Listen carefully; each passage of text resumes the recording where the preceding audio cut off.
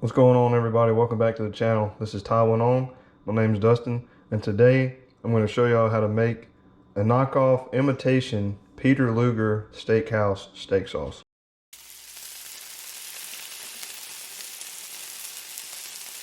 So my wife loves Peter Luger Steakhouse, but where we were from and where she's from in Pensacola, they carry it at the local Publix grocery store. But here where I'm at in Louisiana, we unfortunately don't have that. And to buy any of it online, you can spend, $10, $15 plus shipping. I've even seen places sell it for $20 plus shipping. So depending on where you're at and the time of year, if it's really hot outside, you don't really want to be buying that online, because the manufacturer says you actually need to keep it cold, before and after opening, keep it refrigerated. So if you don't have access to any of that at a store, and you don't want to order online like myself, I'll show you how to make it here with some of these ingredients. So let's get in it. You just need some garlic powder, some black pepper, kosher salt, granulated sugar, some horseradish, some ketchup, some of that stuff, some molasses, and some Louisiana hot sauce, of course.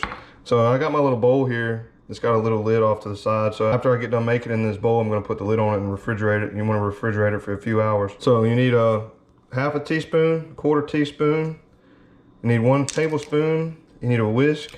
And you need a cup. 1 cup of ketchup. So normally after the ketchup, some people add, they add white vinegar, distilled white vinegar. I don't add it because with the ketchup and the horseradish, it's already got enough of that vinegary, soury kind of taste to it. So me personally, I pass on adding the white vinegar when I make this. 2 tablespoons of Worcestershire. 1, 2. We're gonna add an extra teaspoon in that too. 2 tablespoons of our molasses. 2 tablespoons of your horseradish. So it smells horrible. This is a half teaspoon. My other one's dirty, so I'm just gonna get a couple of these. Stuff stinks so bad. 1 tablespoon plus 1 teaspoon of sugar. Half a teaspoon of your garlic powder. Quarter teaspoon of your kosher salt. Quarter teaspoon of your black pepper. You don't want to forget that. Quarter teaspoon Louisiana hot sauce. All right, after you get all those in, give it a good old whisking, mixing up. Whiskey business. You know what I mean? And there you have it. Peter Luger steak sauce. Me personally, I'm not too big a fan of it. I think a really good steak, depending on the cut and how it was cooked and seasoned and whatnot, I don't think a good steak needs to have a steak sauce personally.